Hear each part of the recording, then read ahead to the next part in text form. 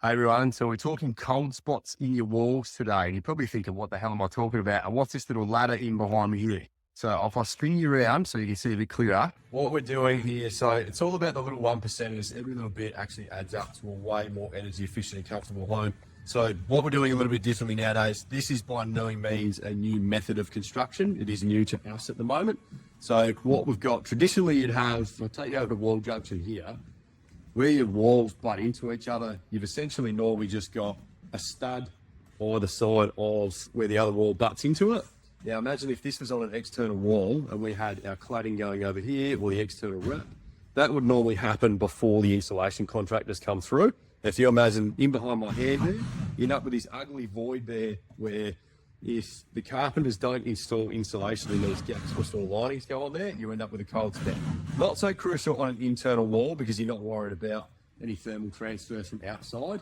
But if I take you back over to this corner and give an example, what that allows for is actually cross trimming, not putting in a stud in the internal corner here, and cross trimming horizontally at a maximum of 300mm centers so that you still comply to your plasterboard fixings. It actually allows you then to put in insulation bats all the way past the back of this stud into this corner so that you're avoiding any cold transfer, or if you miss the insulation block in the back there. So being able to get that in there.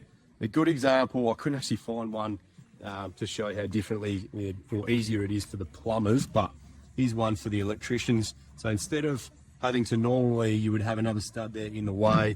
It makes the service is quite difficult if they've got to drill through that stud, and then try and feed it through. They've been able to then actually just drill a hole straight through one, feed it through.